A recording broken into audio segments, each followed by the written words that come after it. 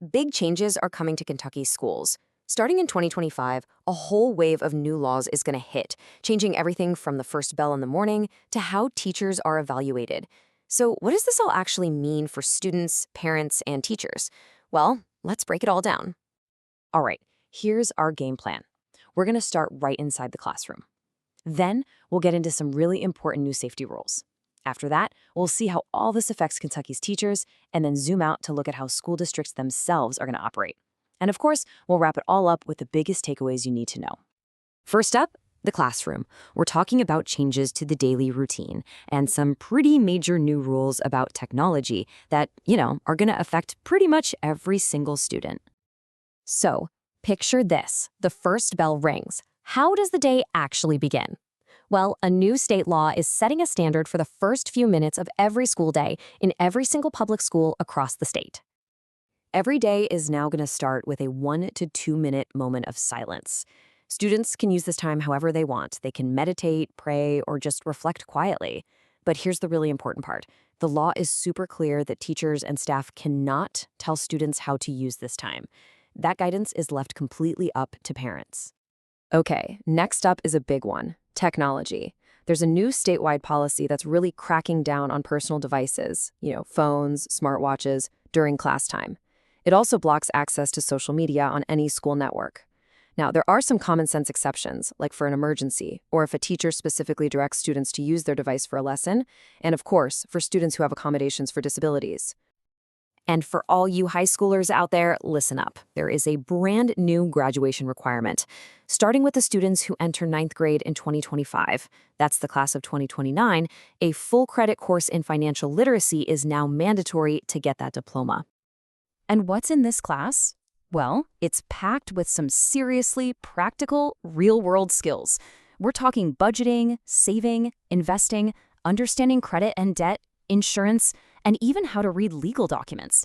And, get this, in a bit of a throwback, students will also be taught how to sign their name in cursive. Okay, moving on from academics, a whole bunch of new laws are focusing squarely on school safety. The goal here is to really improve communication, raise awareness about some specific modern threats, and just make it easier for students to find help when they need it.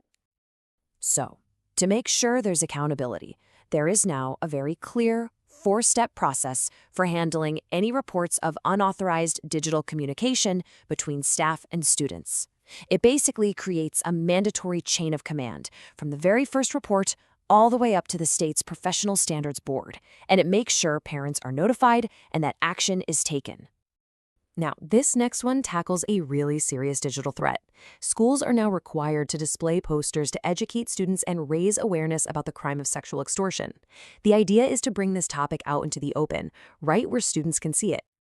And these are not just your average posters. They are required to have a QR code, which is brilliant because it puts help literally a phone's scan away. It links students directly to resources from the National Center for Missing and Exploited Children, making it easy to get support immediately and privately.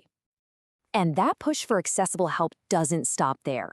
Schools now have to prominently display the phone numbers for 3 other critical hotlines: the statewide child abuse hotline, the National Human Trafficking Hotline, and the Safe Haven Baby Boxes crisis line. The point is to make these resources impossible to miss. All right, we've talked a lot about students, but what about the teachers who have to make all of this happen? Well, the new laws are bringing some pretty big changes for them too, affecting everything from benefits to evaluations and even retirement. Here's a number you need to know: 30. By the year 2030, every single school district in Kentucky will be required to offer its employees a minimum of 30 paid days for maternity leave. That's a new statewide standard. The way tenured educators get evaluated is also getting a major overhaul. Instead of all these different timelines that varied from district to district, there's now going to be one uniform 5-year evaluation cycle for all experienced certified staff. We're talking everyone from teachers to principals. And in a move to help with teacher shortages, the state is giving districts a much bigger tool to work with.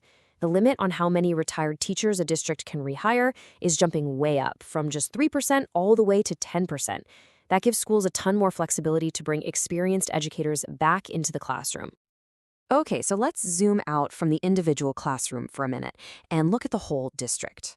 New rules are changing how districts operate, especially when it comes to the growing world of virtual schools. A really significant new law is putting some guardrails on virtual education.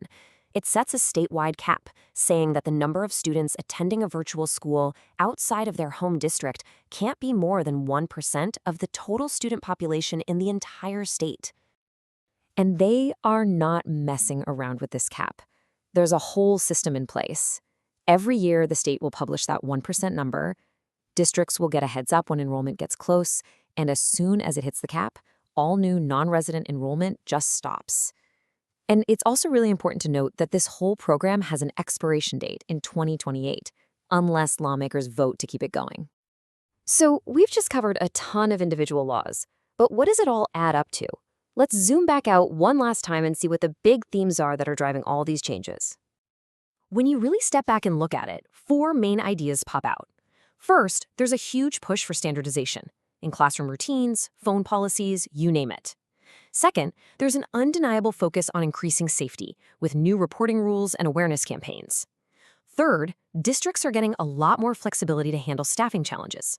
And finally, the state is putting up some very clear guardrails on the world of virtual education.